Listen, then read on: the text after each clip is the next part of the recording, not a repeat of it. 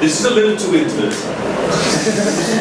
I'm night blind, and I've got this light shining in my face, and all I see is these creepy cat eyes in the dark. It's not my thing. Okay, so this very, very well prepared presentation on the art of dialogue. Dialogue means talking. It's, to me, the most important part of writing fiction. It's the most fun, it's the most rewarding to read. Tomorrow, I will say the exact same thing about description, right? Because tomorrow we're talking about description, so then that's the very best one. But right now, this is my favorite part of writing. Because this is where you get personality. This is where you get to actually connect with your characters. But that does mean that you, as a writer, have to make them relatable, have to make them connectable. The burden on you as a writer, when you're writing dialogue, is even greater than when you're writing description. I'm sorry we're out of chair, man. I think they always underestimate how many writers are passionate about the craft.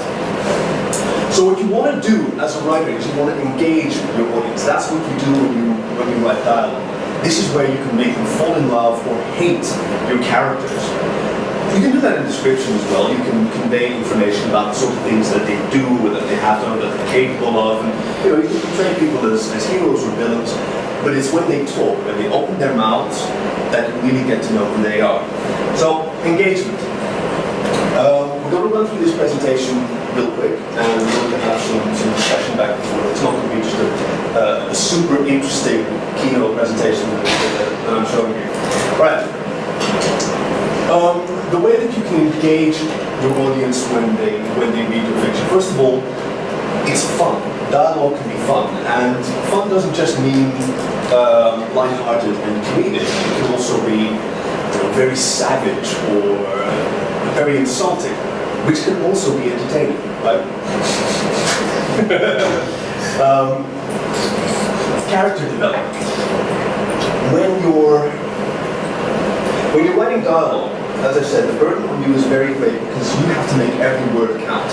If there's fluff in there, if your characters are speaking and they're not saying anything, it's not only boring, but it's worse than when you've got fluff in a description, when you've got fluff in your narration. Because when people get to a bit of dialogue, they really expect to connect with the characters. And if the characters don't say anything, they feel, they feel disappointed, maybe betrayed, maybe like you broke their heart. You don't want to do that. So, obviously you want to entertain them. If you're not entertaining them, and you don't always have to, maybe you're talking about something quite boring, but if it tells you more about their character, or tells you more about how their plot is developing, how the plot of the story is developing, then at least getting some more information. It's gripping, right? The plot development you can actually get more from description, but there are some interesting qualities to dialogue that you can really use to good advantage. So what I'm going to do is, the next slide is a list of the qualities of dialogue, and that's sort of a checklist that I use personally when I'm editing my writing. My buddy Campbell over here is going to be my wingman at the narration panel tomorrow. He mentioned that his style, which I think goes for a lot of us, when you write dialogue, you write a lot. You write the whole thing the way that it sounds in your head. You try to sort of act out the parts of the two characters that are speaking to each other, three characters or whatever. Starting with, good morning, all the way through to bye, which is boring. It's fluff. So when you get to editing, you want to start cutting that all out. You want to start making sure that every word serves a purpose. One of these three purposes. There are others. There are other ways of looking at it, but this is sort of a condensed view.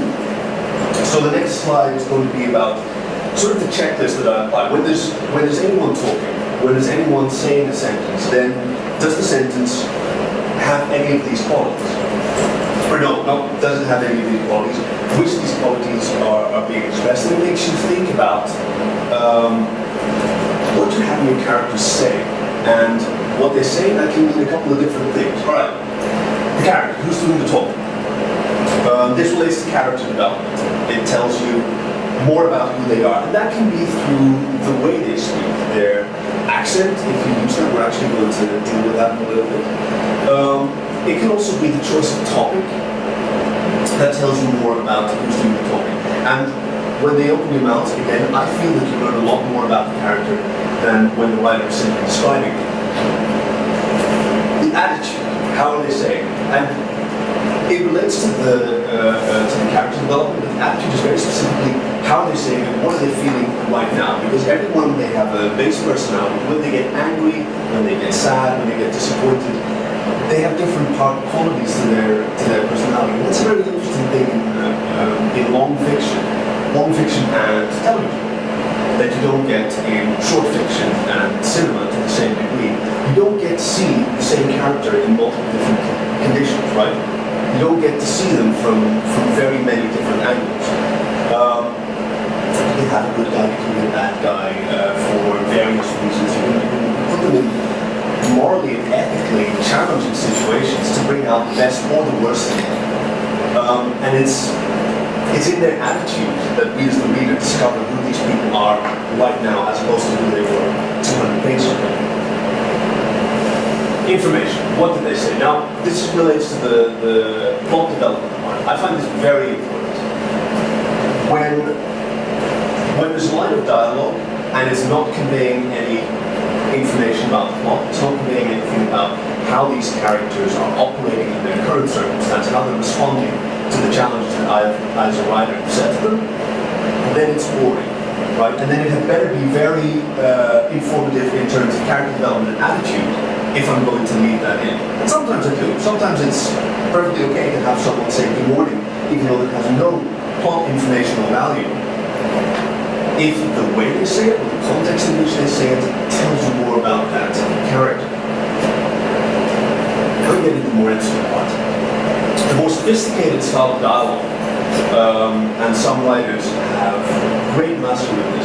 Campbell yesterday showed me an excerpt from Orson Scott Card's book, Ender's Game, which I actually invite you to read for us a bit, because I think that will be very edifying. What makes them say it? This is a tricky thing to figure out when you're editing your work, because the first time that you put down the rough draft, that you go through the dialogue, as I said, it's long, it's fluffy, they're just bouncing back and forth, they're talking and not saying a whole lot. But when you start thinking about their motivation, what is the current situation that makes them say this? And they can lie. They can incorrectly prioritize. Hello, welcome, we're out of chairs, unfortunately, that's how it is. It's pretty deep. So, it is very rewarding to us as a reader if we see two characters saying things to each other that are unrelated to the true meaning that we read, because we've been following these characters for 200 pages, and we know a lot about their attitudes, the nature of their character. Because we know that, then we can understand their motivation. And their motivation can be antithetically opposite to what they're actually saying. Wow. If we get any more people, we only get trouble with the fire department, because this is just a hazard. Awesome. I'll try to keep this lively, and I'll try to go through this nice and quick, so maybe we can take a break later on. And Jesus Christ! Hello. Hello! Keep coming. So as I was saying, this is kind of a checklist that I run through when I'm editing dialogue that I've written. Dialogue is too fluffy, so I start thinking about who's saying it, what is their attitude, what is it telling me about the plot, what is their motivation. Absolutely most interesting part, and I'll admit, it's something that you can't really be taught, I don't feel. It's something that you see examples from great writers, and you try to emulate, and you really think about it, and eventually, hopefully it will just click. The subtext. What do they really mean? Right, and again, we're going to come back to this when I'll invite Campbell to read the excerpt from Orson Scott Card's book. Because you can have characters talking about absolutely banal and mundane subjects, which actually relates to some very, very serious shit that's been going on for them, which we as the reader only know because we follow the story. Maybe they're being monitored, maybe they're being eavesdropped.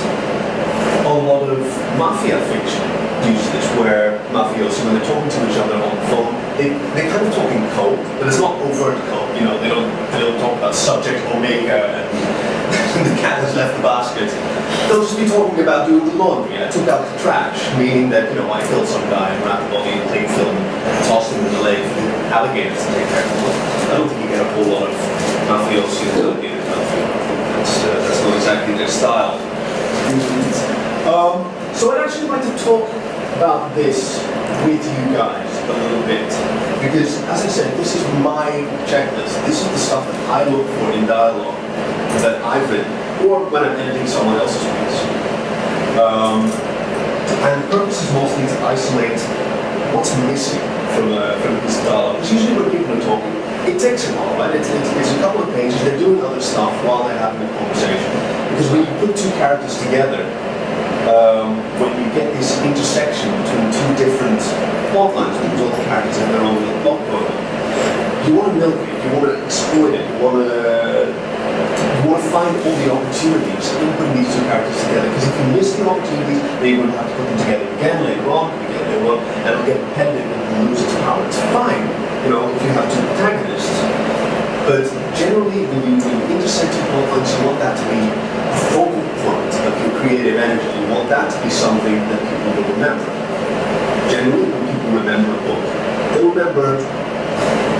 they'll remember great events and large scenes, the battle of the 5 armies and the Hobbit, for instance. But generally, I tend to remember it's a dialogue where characters that have been kept apart in the book for a long time finally got together and they talk to each other.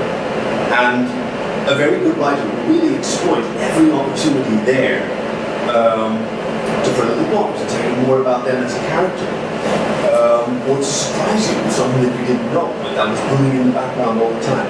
So I'd like to invite you guys to weigh in on this. What do you feel is missing? What do you feel is useless? How does it match with your own process when you write or edit a dialogue? Who's got any thoughts about that? We mentioned subtext there. Yes. Obviously, you get around that by having a character in the first person narration say what subtext is or what you need to do versus subtext. But do you feel that's lazy? We're actually going to deal more with the first person narration tomorrow. I want to focus particularly on dialogue here between multiple characters. It's a good point that you bring up. What he's talking about is if the story is told from the perspective of one of the characters within the story, first person subjective perspective, which is something, let me see, our famous examples are, for example, the detective novels of Chandler. During the Summer Wars and Fire, actually, that's why the characters express what they feel about the dialogue. I haven't actually read that. I've just watched this excellent television series, Game of Thrones. It really is fantastic. Lots to do. So, what? Praise away. Yeah. Yeah, I mean, do you feel it's lazy to explain the subtext?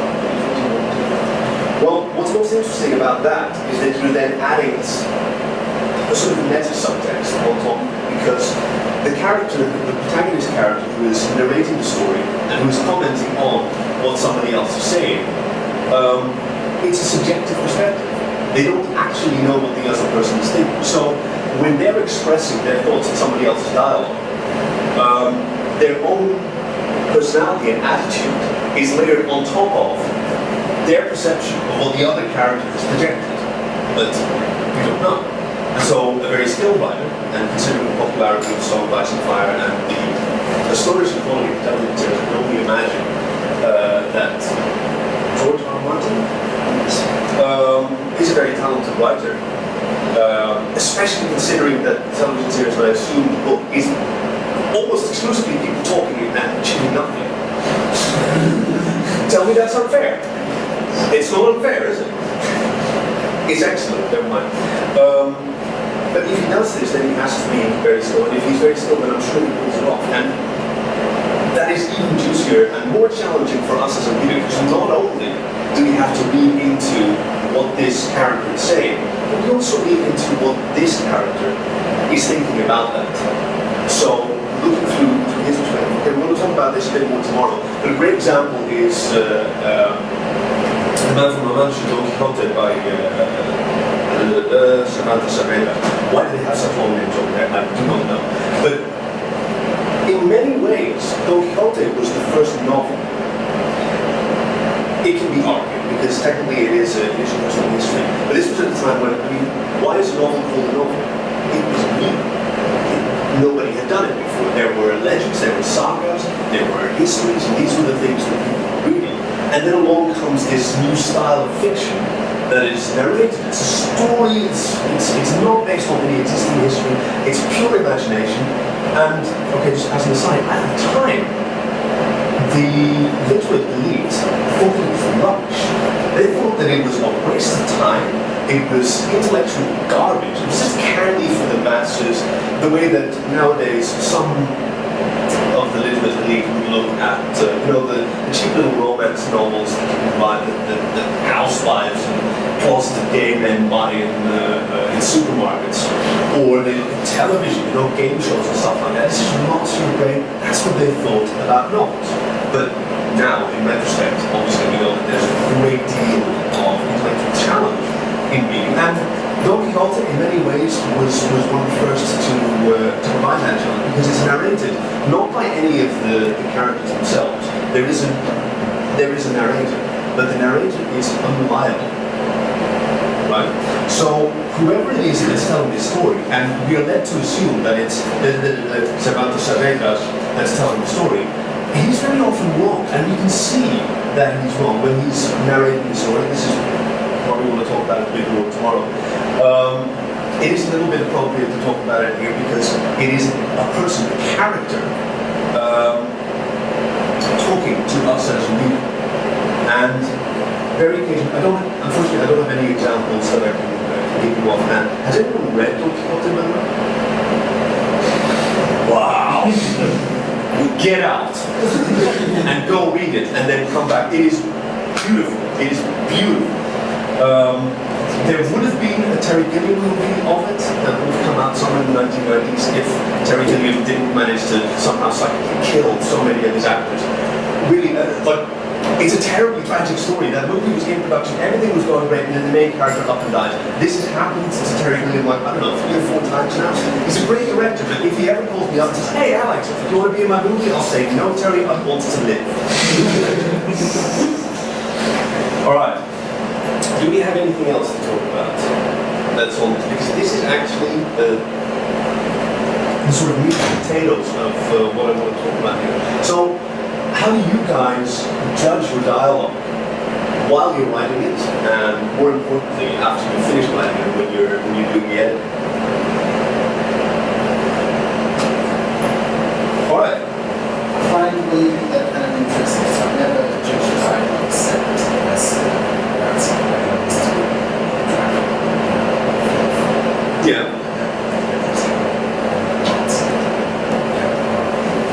No. I mean, you do go through it. If you judge the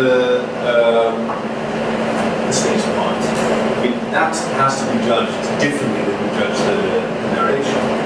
Because there, in the narration, it's you conversing with the reader, right? You are telling the reader what's happening. You're describing what the characters are feeling. In dialogue, it's the characters that are talking. It's their motivation. It's their personality and their attitude that determines what they say in a given situation. And of course, in bad words, they often isn't much as serious. And it's all yeah. What we're actually going to do at the end of this very brief presentation, instead of giving you some examples of really good dialogue, which I don't think would be very productive, honestly. At best, we'd be able to see, this is very good. That's very good. But the best we probably won't get out of that, out of any particular clip, because we wouldn't be able to understand the motivation of the subtext without being told, because we haven't read the book that comes before it. So instead, I'm going to give you some examples of really shit dialogue. And then we're going to analyze what's wrong with it, what needs to be improved, which hopefully will teach us more about dealing with our own really shit dialogue when we encounter it and how to fix it. So it's interesting that you bring that up. Really bad writing, that's coming. I am Arnold. Anyone else? When it comes to attitude, one thing you obviously, one linguistically you can do is that obviously you can convey the situation and the length of sentences. So that in an urgent situation, you can use shorter sentences to portray the urgency of the current situation. However, if you've got a character which is normally known for his dexterity, dexterity is useful, long words, and then in an urgent situation he breaks down short words, doesn't that potentially look contrived? There's any way of getting around that they can portray a sense of urgency with a character who is more likely to use it along vocabulary and other parts of the You have a lot more tools at your disposal than just the length of sentences. Also, because characters are always doing something when they're talking, at least in good dialogue as far as I'm concerned. I really don't like dialogue that's just line by person or line by person to line by person. They have to be doing something, because otherwise why are they there? So you have that, those actions can interact with what they're saying.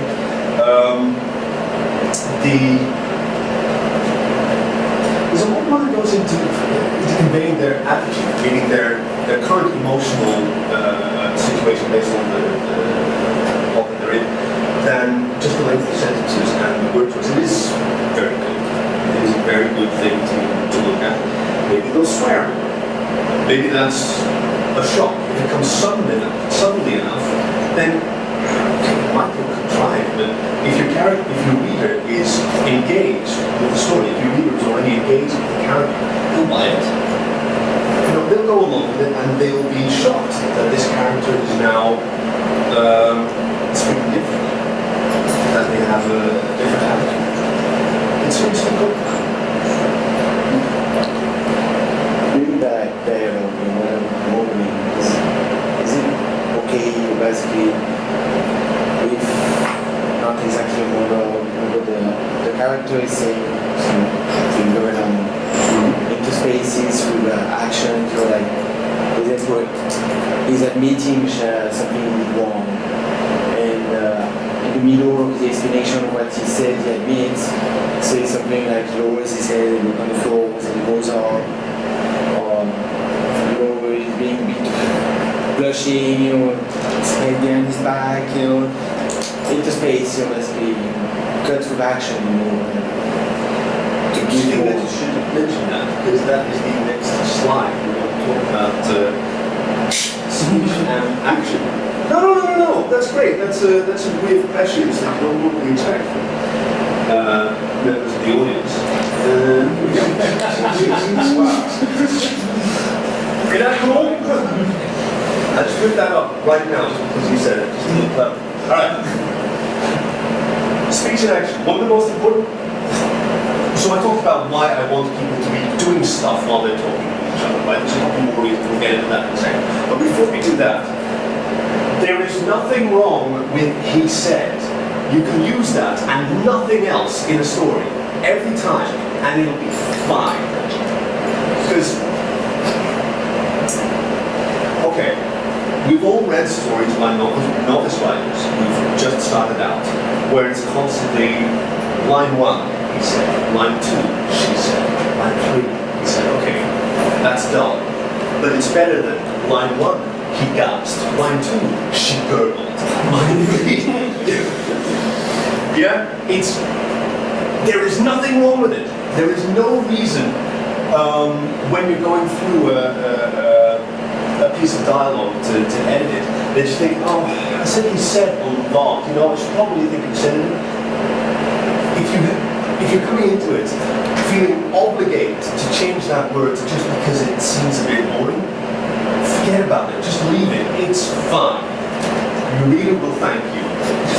Unless she actually was gurgling. Alright. What are your characters doing while sir? More details. Yeah. Then it of course leads to the question of what are your characters are doing while they're talking. This is something I find very interesting, and in television there's an example. I believe the show's called Law and Order. I never really watched it, to be honest, but one of the things that I liked about the couple of episodes that I caught was that so Law and Order is half cop show, half lawyer show, right? And the cop part, they go out and they interview witnesses and they get statements and stuff. But what I noticed was every time that they went to interview anyone, it wasn't at their home, it wasn't stopping them at the street corner. It was always they going to their place of business. And so these scenes were basically just an interaction between an interrogation, right? Kind of a casual interrogation. Were you there on such and such a day? Did you see this and this and this? The other person that's being questioned is always busy doing their work, like they're a chef, they're working in the kitchen, walking around constantly, pots and pans, doing all sorts of stuff. Or they're, I don't know, they're a butcher, and then for some reason they let the cops in the butcher shop while there's blood splaying everywhere and bones are being crunched. What I like about that is that actually, human, how do their actions compare or contrast with what they're saying? Now, just having characters do stuff while they're talking is entertaining in itself. Right? It gives you an opportunity to present some interesting visuals, to show that they have a particular skill, to show that they have a particular attitude. Like if someone's cutting a fish or skinning an antelope that they just shot, then obviously they're not squeamish, they're pretty tough, and you have a certain expectation of what can come after that. What's really interesting is when what they're doing has a relationship with what they're saying. So, for example, this guy who may be cutting a fish or skinning an antelope, we understand that he's very tough. So when he says that he's going to have a talk with some asshole that was order pregnant, we know that it's going to be a little more than just talking, because he's holding a big fuck off knife and blood. This is fucking interesting to me as a reader and as a writer. Now, when I'm writing dialogue and when there's action going on, I have to admit I don't often think about this very consciously. You know, what the characters are doing that kind of follows from where I put them in the plot. That puts me in a certain situation that they wind up doing certain things. I don't know, skinning an antelope. I've never had skinning an antelope. It seems a little gross for me. But it's largely unrelated in my mind while I'm writing to what are they saying and why are they saying, right? They have there's the physical plot line, their physical location and their activities, and the emotional plot line, and intellectual, what are they thinking about, what are their priorities, and they tend to be, I admit, separate while I'm writing, but when I do the editing, which is, as we know, the most important part of writing, we all edit our work, don't we? I see some hesitant nods, some confident nods, and a lot of guilty looks. So maybe we'll have to talk about that a bit more tomorrow. But every now and again, I'll notice that there's an interesting juxtaposition, so there's an interesting correlation between where my characters are, what they're doing, and what they're saying, and therefore what they're thinking about. And that's something you want to jump up on, like a tiger or an antelope. I'm really stuck on the antelope today, I don't know why. Actually, tigers and antelope don't even say anything to it. When you encounter such a situation, when you realize that you've put your characters in an environment and given them stuff to do that actually has some thematic resonance with the stuff that they're talking about, it's going to be something to jump on, right? Have any of you guys, like in your own writing, I'm sure that your favorite lines of dialogue that you have a certain element of this aspect to it, because the line can be really cool, the dialogue can be really intellectually challenging, but you get more opportunities for subtext from the previous slide, based on the environment that you're in. Do you guys have any examples that maybe you'd like to describe to illustrate this point a little better? I'll talk about an example. Yeah, so I do try and do that a lot. It's a really cool thing to do. You might have a dialogue where, say, characters say to them, like, yes, I'll deal with it, for example, and then have them do something quite violent. Yeah. Like, say, eating is a really good one. Yes. Say, like, showing an oyster or something. Yes. I'll make sure he's dealt with, and then eating an oyster. And I think it's an awesome thing when you do that. It really is quite brilliant. But I normally look for those opportunities during the dialogue. So I don't get back and I try and bring them at the same time. So something that's more visual, based more sensual in the sense of using all the senses. Had a scene with the character who's worked by went to a local pawn shop, and this was the story I was writing, very dystopian future. Big Brother type of society, cameras everywhere. They always knew what to do. She walks into the pawn shop. There's a dumbass guy looking to buy something, a firearm for self-defense. It says, well, there's a small pistol, very good. Your lady looks like you might need something to defend yourself around the house. And she says, well, I have very long hallways. And Do we get where this is going? the owner of the pawn shop, of course, says, I'm sorry, ma'am, I'm not sure what I can do to help you. While turning around to slowly disconnect the wires from the camera of his counter. And of course, there was nothing ever said about buying for offensive reasons, but just what they were doing during the scene in disconnecting the camera. Yeah. And then taking the long rifle off the wall while still saying, I'm sorry, we don't sell anything here used for that kind of purpose. I reminded of that is very good, by the way. I'm not sure that I should say this on camera. My boyfriend, his mother had a problem with rabbits in her garden. Oh, I really shouldn't say this on camera. I'm definitely editing it out. Everyone's going to deny it, right? And traps weren't working, or at least, fences weren't working. The little buggers kept coming in. And so eventually they decided to just get a BB gun, just an air rifle. It's on the border of being legal. I mean, it is on your own land. Technically, you're not allowed to do it, but needs must. I mean, you can send poison for rats to get rid of them if you've got them in your house. They were pests. And I know, buddies are adorable. They were just a pest. So the point of the story, actually, for those of you who are a little bit squeamish about it, let's pretend that it didn't wind up happening. But this was the reason why he went to an army surplus store, and he walked up to the hey guys, hey there. I'm going to finish this story, and then I'm going to introduce these two gentlemen that walked in. He walked up to the clerk and he said, if I wanted to get rid of some rabbits in my garden, what would you recommend? And the guy's like, well, obviously I'll tell you that you couldn't do that because it's against the law. But if it wasn't,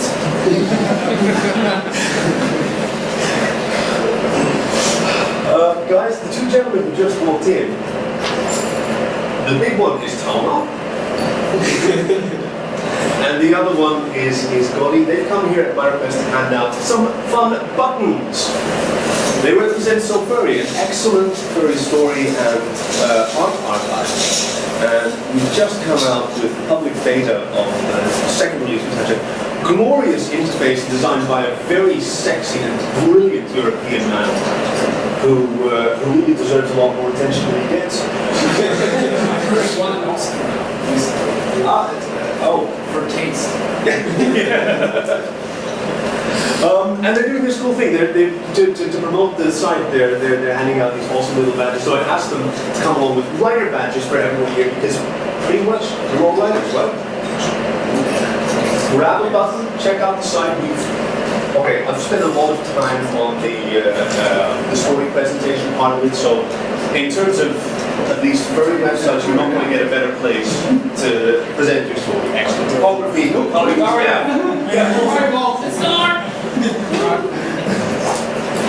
This would be a great time for one of those murder mystery things, right? The lights come back on, wonder if he's dead, covered in blood. And then nothing. And then somebody would have to be the detective to try and puzzle it all out.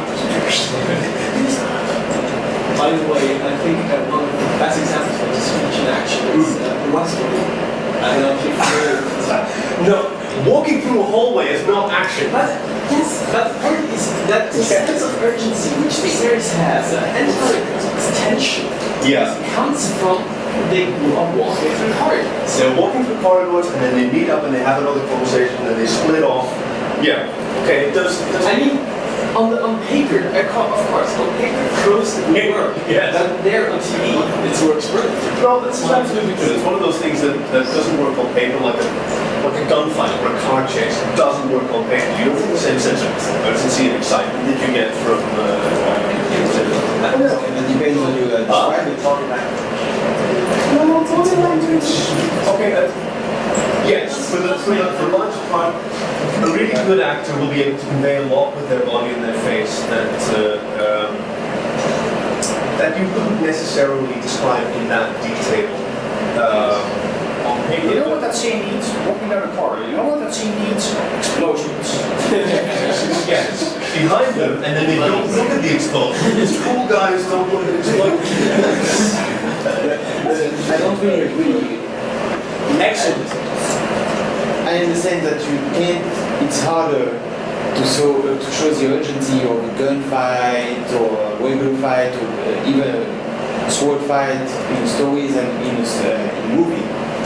But if you spend the time to describe it, you can give the sensation of urgency. No, that's the problem. You need too much time to describe the level of detail that makes it such a visceral experience. When a really good car chase, examples are like Clonin or Identity.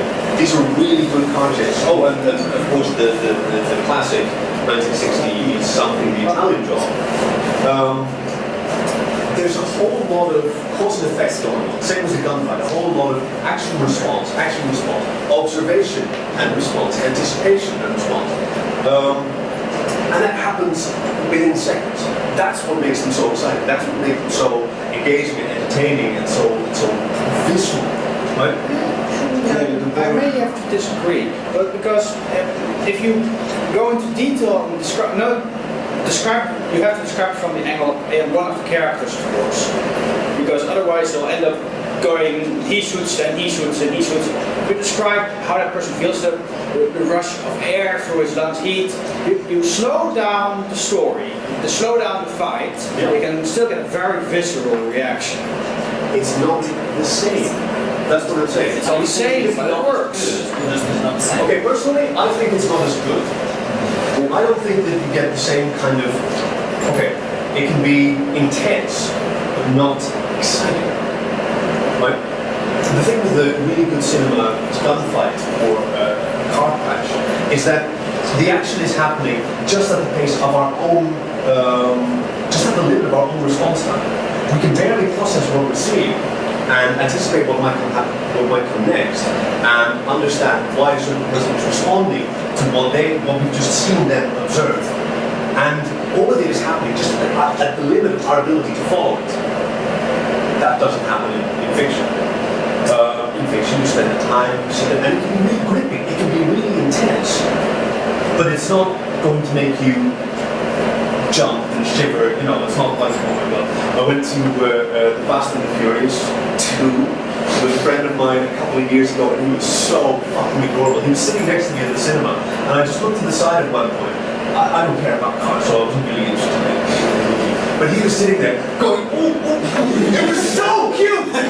That's what I mean, that kind of response. You're not going to have a book about race car drivers where you're actually sitting there going, ooh, ooh. It's not the same. And there's still a duck or flinch. You're never going to duck or flinch. Not from a scene like this. I have actually screamed and dropped the book at one point. It was, this is not a laughing matter, this was really, really good. The book was Martin Danielewski's House of Leaves. Unfortunately, it was the grayscale edition. For those of you who aren't familiar with the book, it's an experimental novel. It came out about 5 to 10 years ago or something.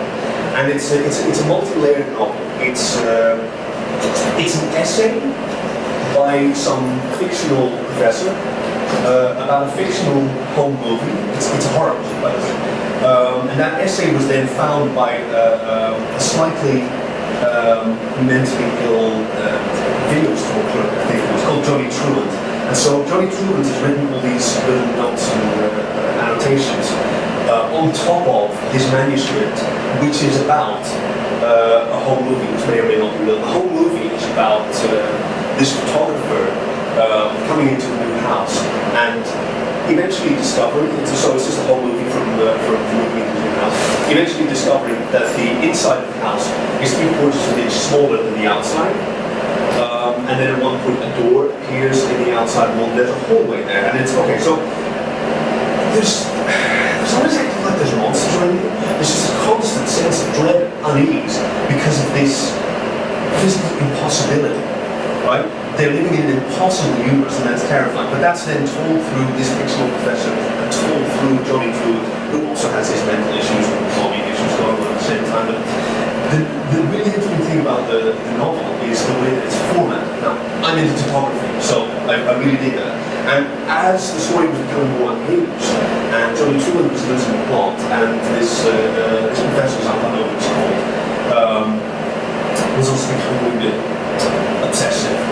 The novel sort of detaches, and you get this whole series of pages which are lists, various lists, and we'll have like one list of architects down here, and a list of birds over here, and a list of something else over there, and there will be a blank square there on the right-hand page, and it will be over there on the left-hand page, as if the entire book was sort of skewered, right? Because there was this mysterious door, and there was this dark hallway beyond it.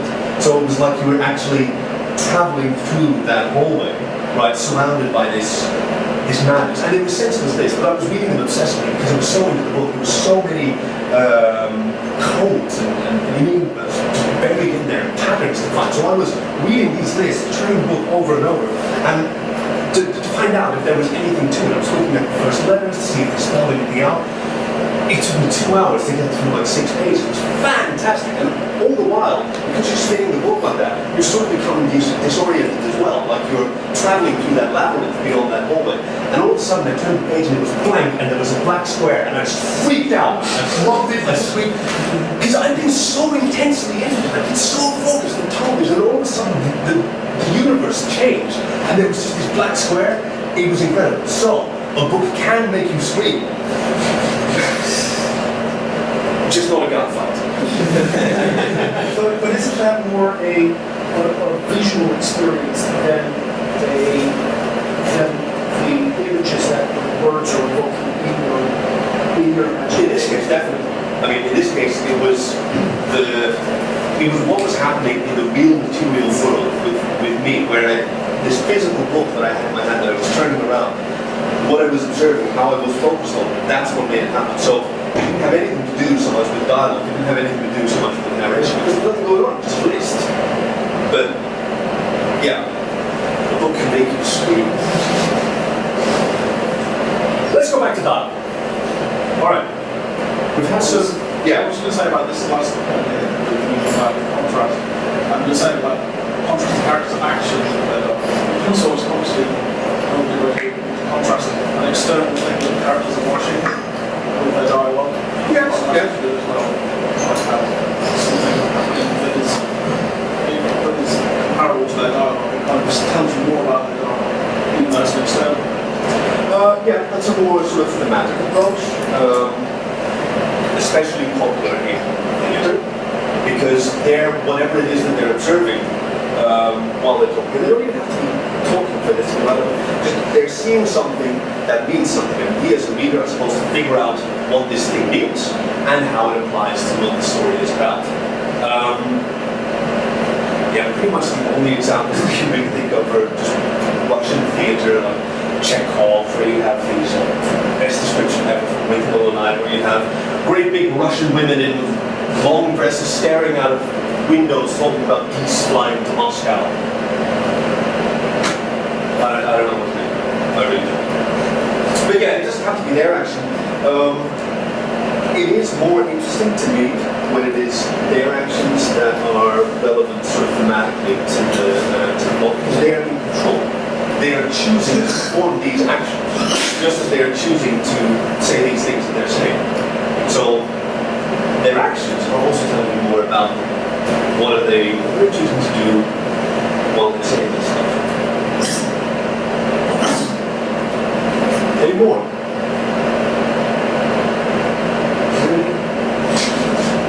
Really, guys? Okay, go on.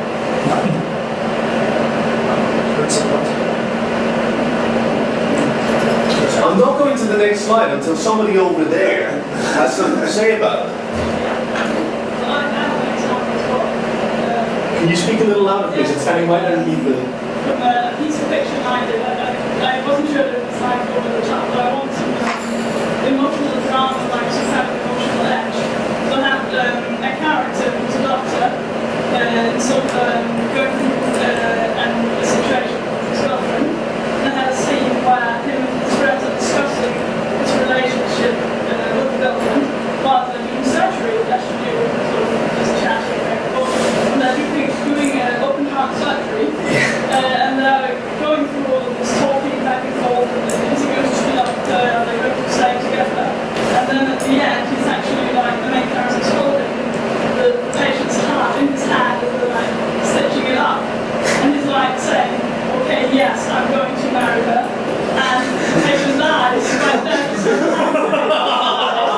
And then they're like, and the story continues with it, they actually, he ends up proposing and everything, but it's just this continuous sort of emotional discord, because you know, it was like a big moment for him, and he said, I'm going to marry her, and the patient just like died with the heart in his hands. And that's kind of a message from God, though, isn't it? yeah, I'm sure like over the top, but I like sort of that disconnect. That is really interesting. That's a very strong contrast. Which tells you a lot about the characters. In this case, it can tell you a lot about their character's personality. Just what is it about them, the fact that they're doctors in this case, that allows them to do what is quite serious and quite scary and intimidating. Open heart surgery on someone who could die if you fuck it up, or just when they're wrong. It's a very difficult style of surgery, I've been told. But the fact that they're so routine about it, right? That it's so normal, it's like a car mechanic, you know? Cars are important, but if you do it 100 times a week, then it becomes ordinary, and your hands will do one thing while your mind does another, and you're talking about something completely different. Be interesting to wake up to that.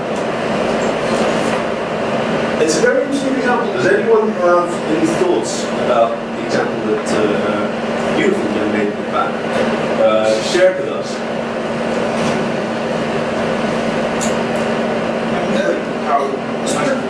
Pretty severe case of symbolism, isn't it?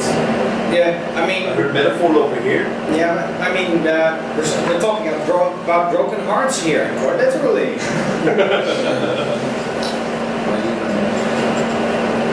I think it's fun to mix the sort of dialogue that's the main part of the story with also dialogue that would be, in this case, directly about surgery, so sort of intersperse comments about relationship.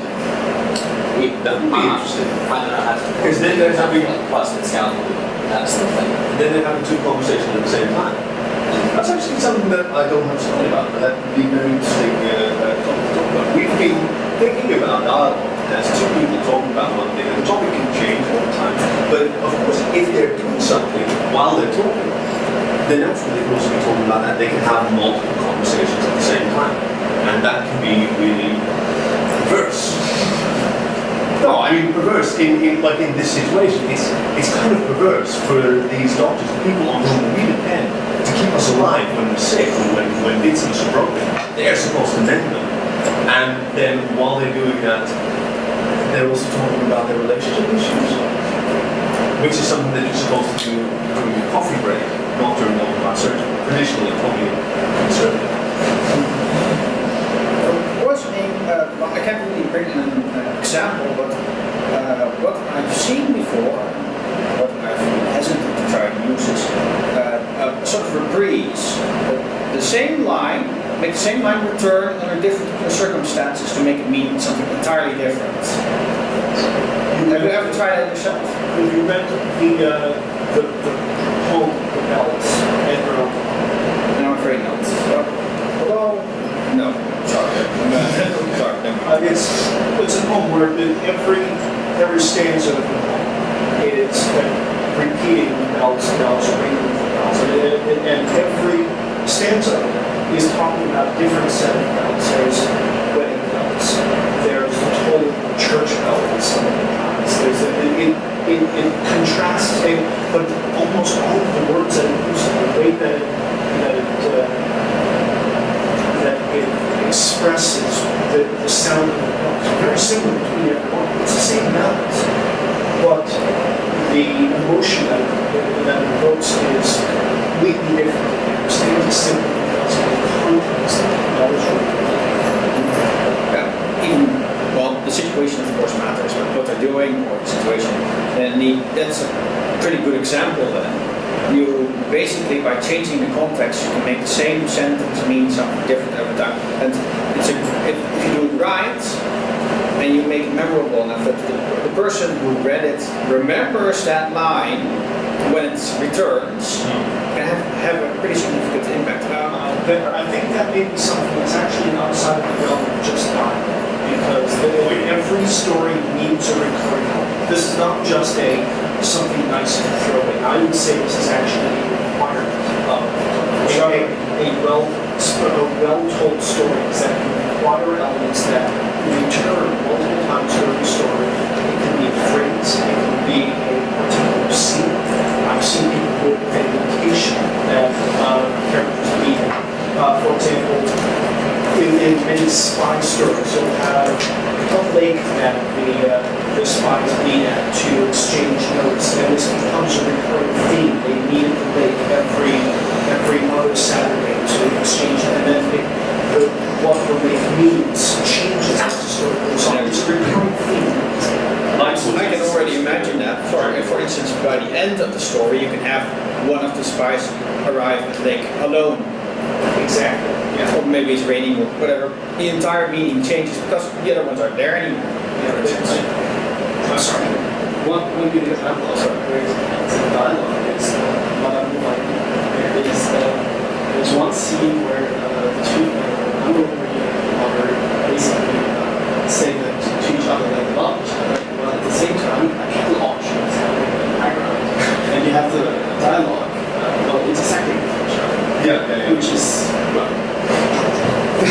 That's perverse, right? It perverts the theme or the emotional baseline. What you're talking about is leitmotif in German. The recurring theme, it's used in music, it's used in theater. It is a very powerful tool, but that's not call it a requirement for good fiction. You happen to like it, right? So do I. I think a lot of readers find it very rewarding, and in dialogue, maybe not so much. You asked if I use the rule in the comics that I've done, which are not exactly high literature. There is a catchphrase, right? If you have a good catchphrase for a popular, arch, entertaining character, I don't know. I mean, they used to do this all the time in the 70s. You know, where comedic characters on humorous shows, they would have a catchphrase. They would just walk in and they would say their line, and everyone would think it's fantastic. Oh, I heard that before. Well, no, in pediatric psychology, I forget who called the concept, but there's the concept of the three pleasures, right? The three pleasures that are basically the categories for everything that we find pleasurable in our lives can be classified as part of these three categories. The reason that it comes in pediatric psychology deals with the development of children is the order in which these categories become available to a developing mind. The order in which a child, an infant, starts to learn to enjoy new things. These are, first of all, sensation, just sight, sound, smell, anything, just hearing stuff, experiencing stuff can be in itself delightful. And a newborn baby, that's all they have, that's the only thing that they have to really enjoy the touch of their mother or their parents smiling at them. The second category is recognition. That when you're experiencing something, you know that you've experienced it before. And for an infant, it's almost impossible for us to imagine. This is a completely blank, incomplete mind, right? No memories. No, they barely know how their fingers and toes work. They're still discovering all that stuff. And then suddenly they find out that not only are they living at this exact one moment, but there have been moments before which they didn't remember. And remembering is a new thing. So recognition is the second category of pleasure according to this structure, which relates to this leitmotif. Because you have seen something before, you see it again, you recognize it, and that is delightful. It's stupid, sure, but everything that is delightful is stupid. Everything that is challenging and rewarding is kind of cheap if you look at it from the wrong way. The third category, which is the most sophisticated, most interesting, and which human babies don't develop until pretty late compared to other predator species. Predator species in this case, I don't think they're on the predator species, are way more intellectually developed than most of their prey counterparts. The third category is prediction. Do you know those toys that have like buttons shaped like cows and sheep, and you press them and then they go blue and they go ba, and you give those to babies and they think they're great? These are fantastic toys because they encompass and encourage the development of all three of these categories. First of all, there's pictures, there's sounds that come out of that, sensual experiences, those are delightful. If the kid's had the toy for a while, he recognizes the sound that comes out of it. He knows every single one, there's no surprises, and to develop your mind, that's fantastic. You have a degree of control over the universe by knowing it, right? And then eventually they'll figure out, if I press this button, it will make that sound. Yes, it did! It did! I knew it was going to happen! Which is also love. That's what they call it. Yeah. By that time, I imagine the batteries have already been removed by the parents who are trying to get some sleep. But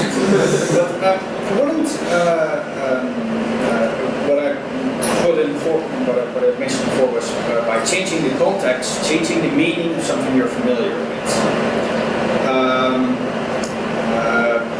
For instance, indeed, what you mentioned, arriving at the lake and then arriving at the lake alone. Different meaning, same event, different meaning. And in the case of the pleasures you mentioned, prediction and remembrance. Chekhov's gun. Every single panel on writing that I've held has resulted in someone mentioning the gun on the mantelpiece. So for those of you who are not familiar with it, Chekhov was a brilliant, multifaceted, creative genius who wrote very, very long books and very, very dull plays. But he thought about them a whole lot. He was a Russian writer, early 20th century, if I'm not mistaken. And so one of the things that he talked about that a lot of writers remember is the gun on the mantelpiece. And his advice, and it was only advice, right? It wasn't a rule, that if you have a character, or if you have a gun on the mantelpiece of a set, because pretty much all his plays took place in just one place, on the mantelpiece over there, you have a gun there, the audience can see it, and it's there from Act 1, then you better be ready to fire it by Act 4. Which is fair. If you're telegraphing something, if you're announcing that something is going to happen, then you have to deliver it. Which George R. Martin, Song of Ice and Fire, doesn't do.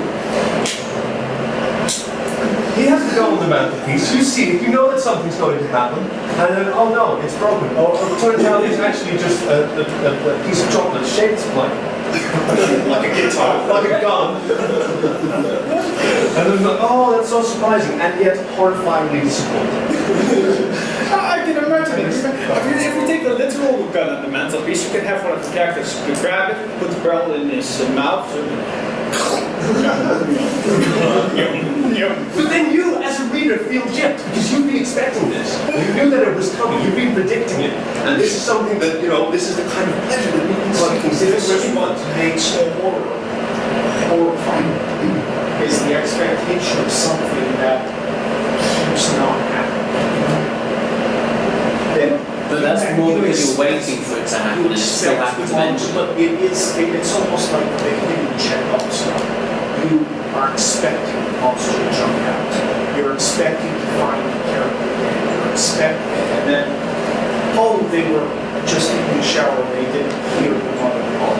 Oh, that's not a monster, that's just ranges against the liquid. That's not horror. That's suspense. The difference between surprise and suspense in the terms of Hitchcock, we're all here, we're sitting around the table, and there's a bomb under the table. Right? Okay. Suspense is the viewer who's watching. We are the actors in the movie. Right? This is happening. The viewer can see the bomb, sees that it's taken down, but we don't. And so the viewer is sitting there. Are we going to find out? Are we going to make it out the door in time? Is the bomb going to fail? What's going to happen? They have all the information, and they are frustrated by the fact that the characters do not. What's going in there? Because they're shouting at the screen. And also, a very good audience will be shouting at the screen.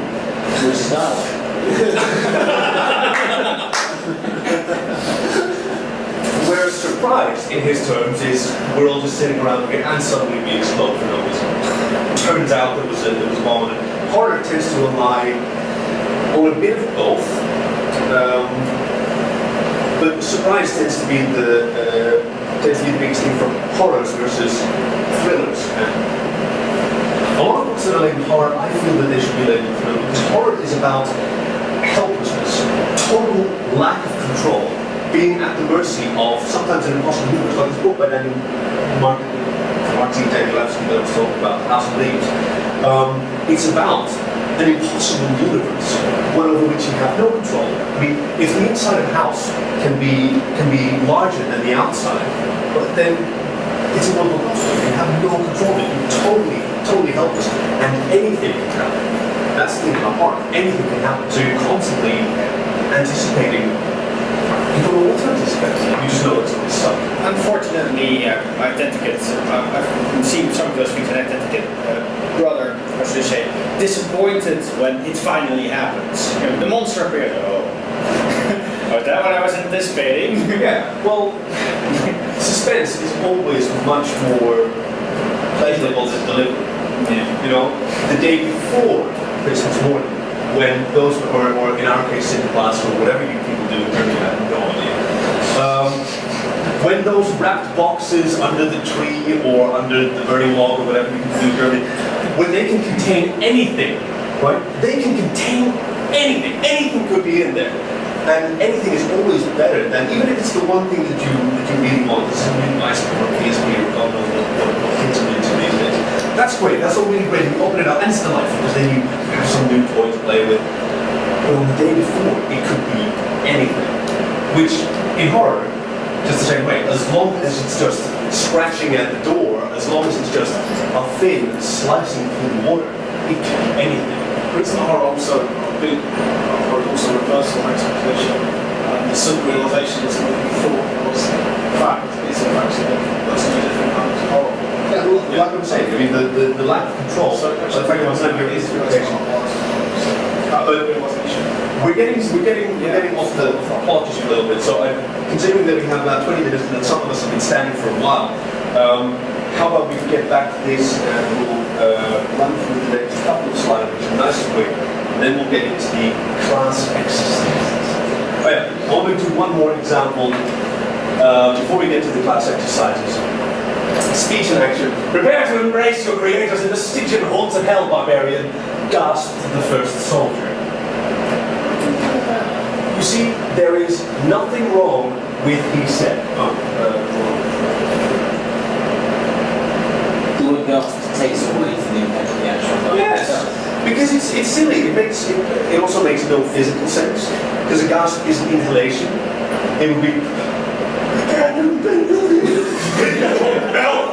Gasp the first soldier. It doesn't work. I want to talk really, really quickly about punctuation when it comes to when it comes to dialogue, because this is something that I see done wrong a lot. So, very quickly, quotation marks indicate speech. Obviously, we all know that. Generally, punctuation marks go inside the quote marks when a sentence ends with quote, the punctuation ends in the quote marks. If you all got that, are we all writing this down? Quotes are generally capitalized as usual. Alright. Now, the next most important piece of information that I can give you. Oh, okay, we have an example here. This is how it's done, comma, close quote, she said, comma, taking a sip of wine. Open quote. quote. It's really easy, notice the capital, when you know how. So you know how to survive the plot. But look at the look at the punctuation, look at the capitalization. Here the sentence ends. There's no extra period at the outside of that quote mark, despite the fact that it's so that's why I have this piece of advice, which is read Strunk and White's The Element of Style. And then after you've done that, read it again, and then read it 5 more times. It is a small book, it is a very small book, and it is some of the best advice an English writer can receive. I make a point to read it twice a year, just to go. It's very entertaining as well. It's very anecdotal. It's just, it was originally written by Mr. Strunk, I think, yes. He's a professor of literature somewhere, I have no idea. And he got a lot of, he noticed like the top 150 mistakes that his students make. And he just wrote a little syllabus to illustrate those and show how to fix them. And this is for North American English specifically, but a lot of that, when it comes to fiction, I've studied all North American English, despite the fact that it's trained in British English libraries. That's where most of my fellow writers are from. So that's the one that I go for. I tend to find that it's more important that you are consistent with whichever style of English you use, rather than that you choose the best one, because is British the best style of English? Yes! Is it the most English though?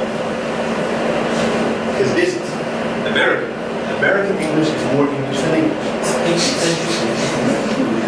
Well, yeah, that's before all the French contrivances. I mean, colour, it never had a U in it until suddenly the Court of Versailles became really popular. And all the posh little British people wanted to sound more French. And they started writing U's in certain words so that it would look more French. Honor, exactly. And they started saying bath and father instead of bath and father. Which is, you know, that's how we use it. That was the great battleship. That was the 17th century. Sorry? That was the great battleship, wasn't it? Changing back to bath. Just a phenomenal chap in English in the 17th century. Was that the great battleship? I would like to look that up before we commit to that.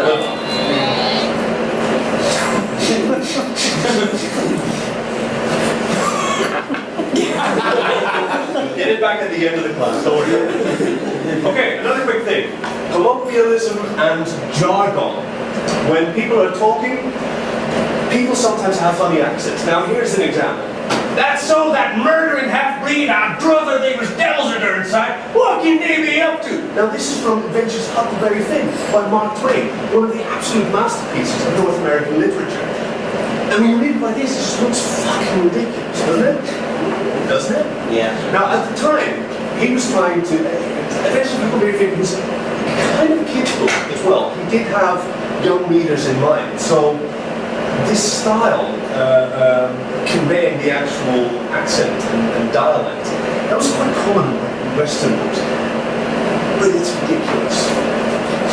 So it's a style that you can employ, but you have to know that it's silly. But there are other ways that you can convey, I don't know, the ethnic and cultural background of a character. Okay, if you want to do this for English, you have to be familiar with multiple English accents, American. You can apply this basically to any language that you're familiar with. But if you're going to portray an exotic accent or dialect, you better be really familiar with it. You better know what you're doing. And it's not just regional, but like the army has its own kind of jargon. An example is, I think in the American Army or the Marines, I think it's the Army, they say "huh" a lot, right? You'll see it in movies. If you know anyone who's in the infantry, you'll hear it occasionally. And if you try to look this up, there is no proper definition for what it means. Like you use it in any circumstance. You know, they'll ask you a question, "huh," or they'll just answer "huh" to a question that you give. Basically, it can mean anything except no. But this is one of those things you have to. Jargon and colloquial dialects, they're not very well recorded. You can't just open the Oxford Dictionary or the Merriam-Webster to find out how to use them. Because there's no one correct way. It's a very subjective kind of thing. I see you giggling. This man's from Boston. Let me ask if you have any particular examples, because the New England accent in particular has a lot of weird words. So the thing is, the New England accent isn't an accent. There's South Boston, where you'll get the but that's only a very small part of Boston. And if you've got characters from Cambridge, the Harvard, the speaking with the Bostonian accent, if you've got a professor speaking at the Harvard School of Law, they're not going to be doing it in the South Boston accent. And anyone who's familiar with the area is going to read that. Yeah. The flip side of that, of course, is that only you would know. Only you in this room. If we all read a piece of fiction and one of the characters had, the wrong kind of accent for where he was, who would know? It's actually, might have a few. Very quickly then, we're probably running out of time. I'll go ahead. I noticed we have several bronies here in the group.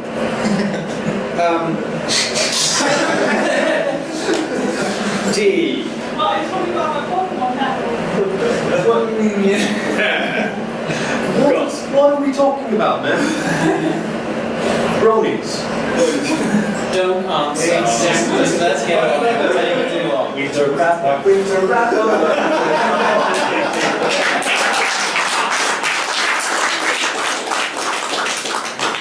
One thing I would suggest, don't trust Urban Dictionary. If you are trying to use it to figure out a dialect or trying to figure out a piece of slang, don't.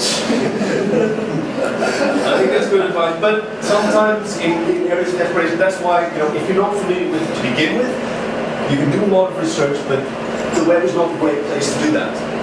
You're best off finding someone who is from an area where they speak that particular dialect, or from a culture like the army or an industry where they speak that particular dialect, and B, who is literal enough that they can articulate what it is that they're saying, that they can actually think about the differences between, because if someone's born and raised in Sheffield or in York or in Manchester, right, and that is their culture, that is where they've grown up, that is the accent that they think is normal, they're going to have a hard time finding the differences between received pronunciation in English or whatever accent you happen to speak. So you have to have someone, preferably, sort of multilingual, multi-accent, who's grown up with one accent. So, okay, that's tough to do. Urban Dictionary is not a great resource, but so this is particularly in contrast to actually describing in words what their accent sort of sounds like phonetically. Instead, you can go for specific vocabulary, words, concepts, metaphors specific to the local culture. If it's a fishing village, you're going to have a lot of maritime metaphors. They're going to talk about the weather a whole lot. These are the priorities of the local culture, which can tell you a lot about where a person is from, even if he's not in that environment. And that saves you from having to talk for the research. Could you give me an example for a concept, a specific project? Well, this is actually what I was talking about when if someone is from a fishing village, I don't have a concrete example. These are the things that they're going to be thinking about somewhere. Sorry? For example, honor would be something that is important to people from Japan or from upper class families in the Middle Ages. But it's not something that honor wasn't part of my education. I wasn't raised with that as a concept. There was, of course, honesty, there was decency, there were the ethics of family honor. It wasn't something that I was raised to think about. Why not just make up a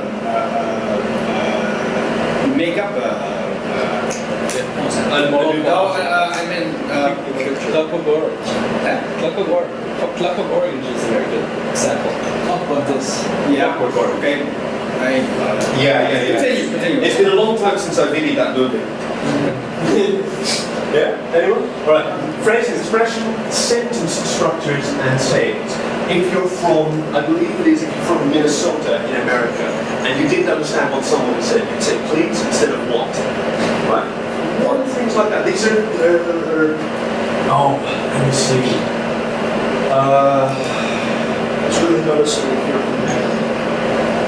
If you're from...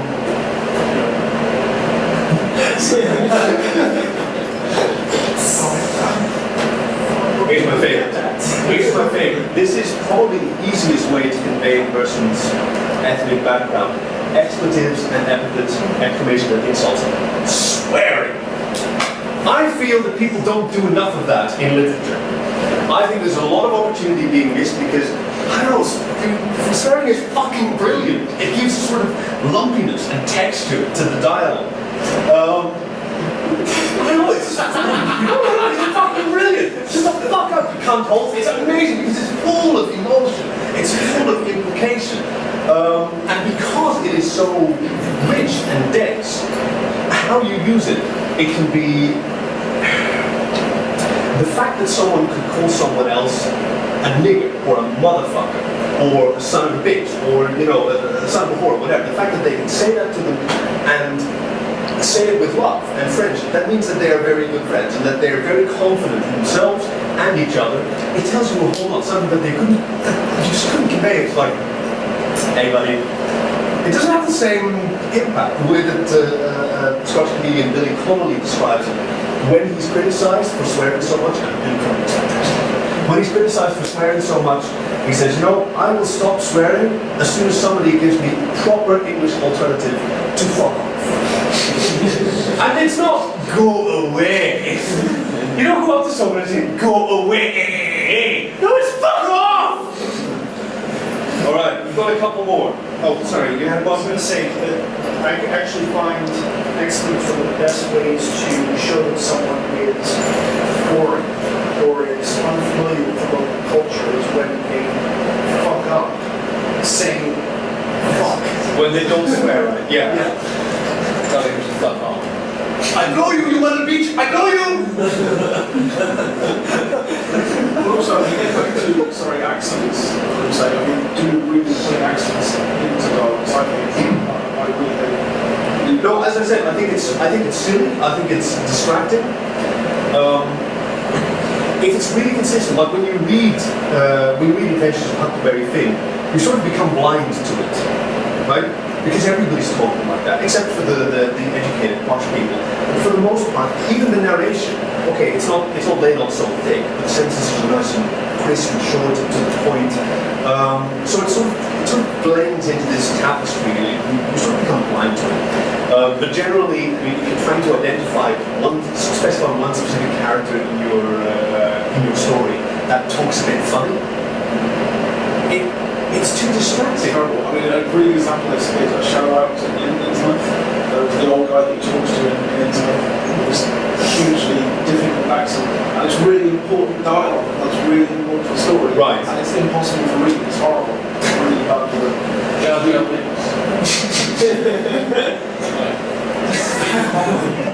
We will speak of him no more. Your decision is a wise one, yet perhaps you would have been better off had you forced death.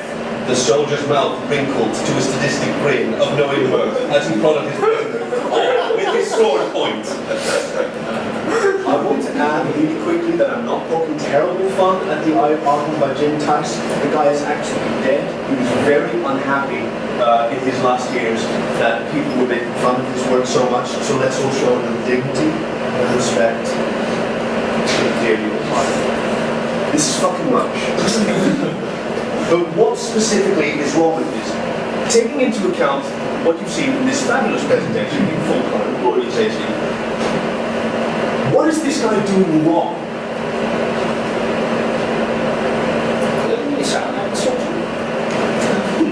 Punctuation's wrong. Punctuation's wrong? What's wrong about the punctuation? Stop. Because within the quotes within the sentence. Oh. Things that happen are directly related to what I'm saying. I can do this. Like that, the soldier said, because it would refer back, but it has nothing of that, it's just something people have been said, it's a different Correct. So it needs a full stop. In this case, we should have done the soldier said. Yeah. Right? Then the comma would have been right. But instead, it's a different sentence, exactly as you said. So this should be a full stop, that should be a capital T. What else is ridiculous about this? Way too long. And I've heard it from someone else in this room. Would the soldier say this? Not that way at least. No, you don't know what soldiers say. Oh well, it's absolutely ridiculous. Grigner, the barbarian himself, is even worse. He's supposed to be a barbarian, but then he goes like, I don't have it on here, but you city dogs should know better than to antagonize your superiors. What the fuck? You're supposed to be a barbarian. You're dressed in hides.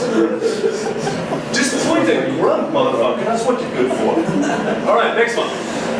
The fool should have shown more prudence. However, you shall rue your actions while rotting in the pits, stated one of the small soldiers' comrades. Punctuation. In this case, it would have been fine to put a comma here and put the lowercase s. Oh, yes. Yeah? What is that? Is this all the fault of his editor? Sorry? Is this also the fault of his editor? What? To be fair, the guy wrote this while he was, I believe, 17. It was for a student magazine. In case you guys aren't familiar with the legend of the Eye of Arkham, it was written for a sort of Dungeons and Dragons style student magazine for the university where he was either already at there, in which case he was already, but he was like 17, 18, 19. And he wrote this story and it was just published verbatim, and because it was so terrible, so very, very terrible, people made photocopies of it and they brought it to like sci-fi conventions, and they hold contests for who could read aloud a whole portion of this story without bursting into laughter. I have successfully made it through twice. This makes me extremely special. I need you all to know that. I am Might I ask, what kind of special? I want to know. We're not paying attention, we're paying attention. I think it's a sort of Phoenix style. And it is so terrible that until 2005, no one had noticed that there was a page missing. The long ending was recovered in 2005 from a photocopy that someone still had lying around, and just realized, this one goes on for another page.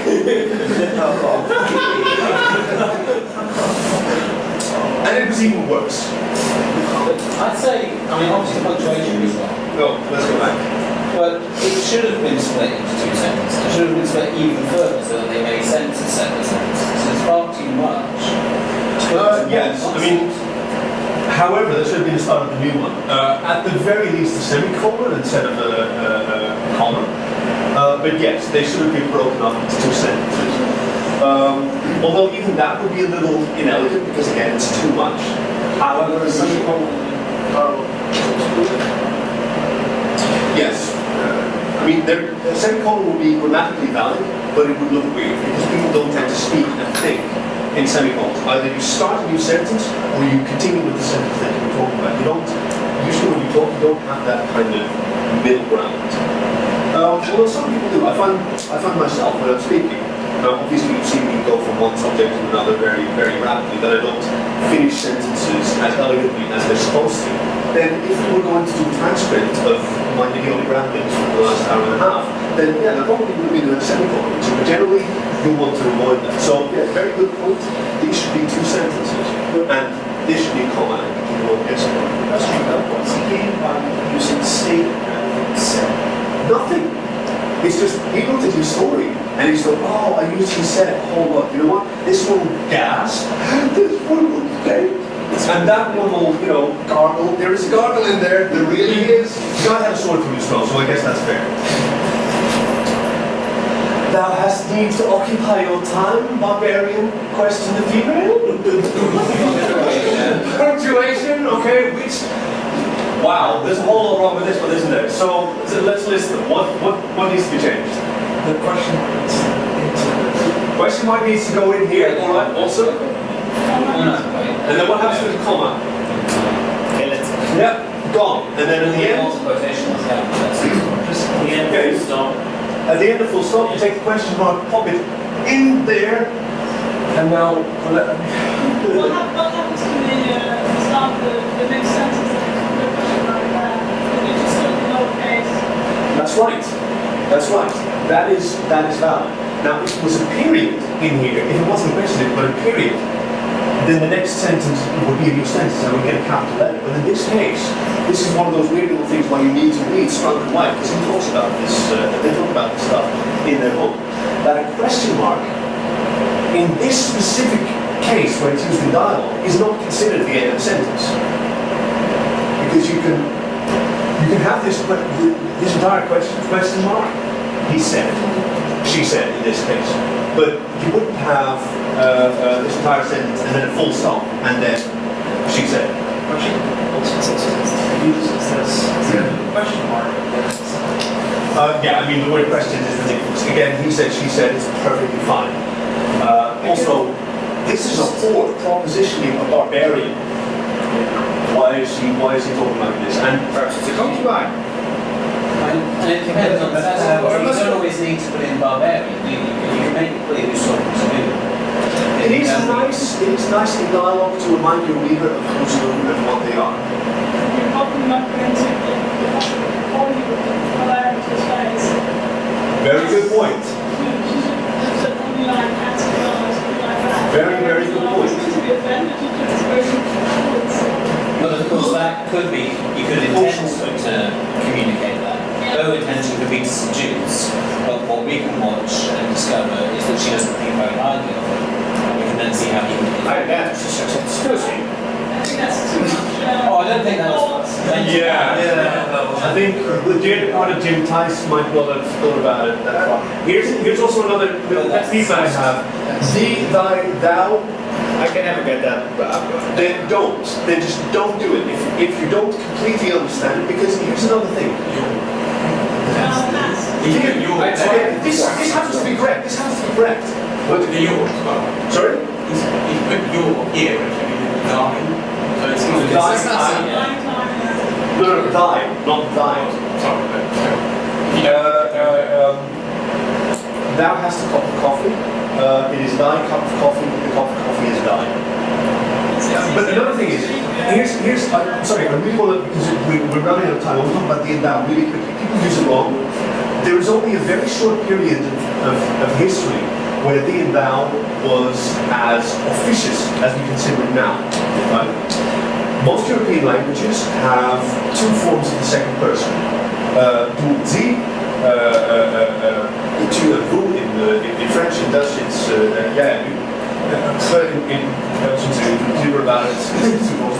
English is one of the rare languages that doesn't have it, and it's much easier. I consider it much easier because you always can address someone without having to worry about how formal you need to be.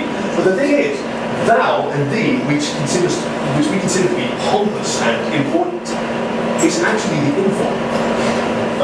I think it's the Mormons or the Quakers, a religious group in America that still do it, where people address their relatives with thee and thou. You know, their father, the mother, brother, sister are thee and thou, because that is what you say to familiar people. Sorry? The Amish. I'm sorry. But if you were going to the king and you were going to address the king, you would call him you, which is the formal. It's so counterintuitive to us. The only reason that we think that this is how it has always been this way is because the King James Bible is full of these and thous, because it was written during that period where they sort of had this meaning before the and thou was completely invented. All right. I think two more real quick, and then we can leave it. By the way, it's 3:30, so if anyone needs to go, totally understand. From where do you come, barbarian? And what are you called? Gasped the complying wench, as Grigner smothered her lips with the blazing touch of his flaming mouth. Why is she talking? Why she speaks modern? I want to party with that guy.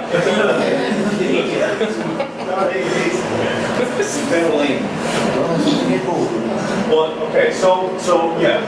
What's wrong with this one? It's gone away purple prose. In terms of punctuation, is it? Gas to the complying wedge. That can't be the way to start. The right way to start. If that was a lowercase letter, then it would be, the punctuation would be okay. Oh yes, so that's not punctuation. So punctuation in this case is fine, amazingly. It was tough to find an example of this, by the way. But other than that capital letter, this is grammatically and syntactically valid. To my great astonishment, when I came across this, I'll tell you that. Okay, I think, okay. That last one, he was trying to show action, Yeah. but failed. We'll go back one time. Okay, we'll go back, we'll go back. I think it's you know, we have one sentence, which is the whole first part, and you've got an answer with that. How can she get out from that while he is kissing her? Yes, so it is grammatically valid, but it makes no physical sense. There is no way that someone could do all of this, you know, it's pass me the handkerchief so I can blow my nose, he said, while he built the bridge. Talking is free action, don't you know?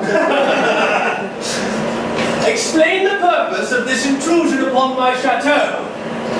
Your Serenity, resplendent and noble grandeur, we have brought this yokel before you. The soldier suggested toward Kringer for the redress or your all-knowing wisdom in judgment regarding his fate. Soldier. So, shall we just say all of it and be done with it? Yes. I mean, the spelling is from the humanities.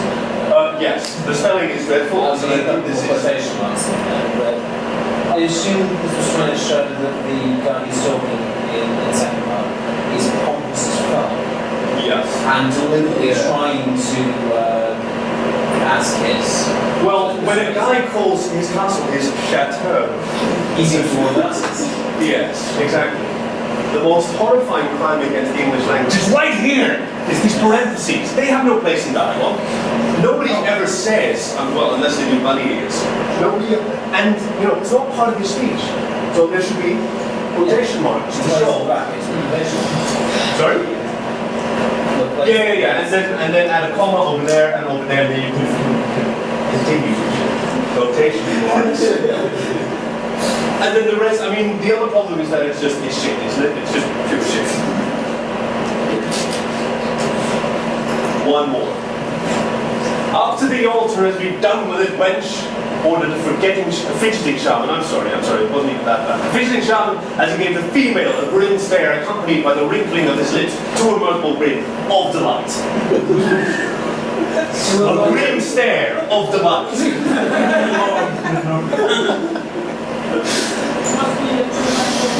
What the fuck is the semicolon doing there? That's right. Get rid of that little guy. Leave the comma. Exclamation. Huh? Should there be an exclamation point? It could be. We don't know if he's shouting. I mean, he is very grimly delighted, so it's up in the air. If you order something to someone, or giving an order to someone, then an exclamation mark is valid. It would be a problem. That was a stop. What happens to the next Same as, very good question, same as with a question mark, in this case. Well, actually, you know, it's been about 6 months since I've read Strong and White. I know for certain that with question mark, it's okay to continue. In the case of the exclamation mark, I think it would be valid, because, think about it, the only thing that you could replace it with, if you wanted to do that, go fuck yourself, he said, right? The only way that you could do that validly is with a comma. Go fuck yourself, comma, he said. But that doesn't convey what you want to do with the exclamation point. So, to the extent of my knowledge, because you all have to buy and read Strunk and White, you could have put an exclamation mark right there, and then this O would have still been a lowercase letter, can I? Question, I don't think Strunk and White works for us. Well, let's see if we can get you edified. Great. Do we capitalize after an interrobang? An interrobang is no longer valid, and pretty much no, you wouldn't. I mean, it's the same. An interrobang, which is my favorite piece of punctuation, I don't actually have an example up here. It's a question mark and an exclamation mark combined. It's awesome. What the fuck? And it does exactly that. And it does exactly that. And not enough people use it. It is a very obscure symbol. Not a lot of fonts actually have it. But if you guys get an interrobang into your fiction, oh my god. I want it back. I want it to come back. Yes. Very important question. Which one goes first? The question mark or the exclamation mark? Well, with an interrobang, they're combined. It's awesome. You know what I mean? I'm so annoyed when it's like first the exclamation mark and then Exactly.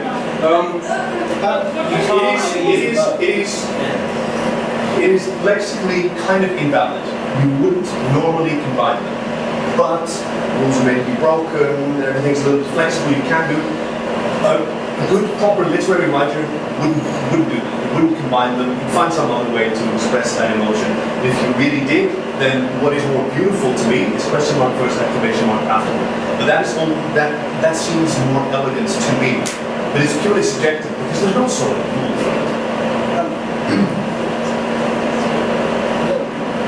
Actually, I have a different question. In the case of exclamation marks, where do they go in the sentence? What the fuck? Once again, that's not something you would do. I'm going to ask this question. What the fuck is the question? What's fuck? Where do we go? Like exclamation mark, and then one need to combine them. If I was going to do that, I would just have full stop. What? Full stop. The full stop. And then fuck. Yeah, Exclamation mark. question mark. Neither of which are valid sentences.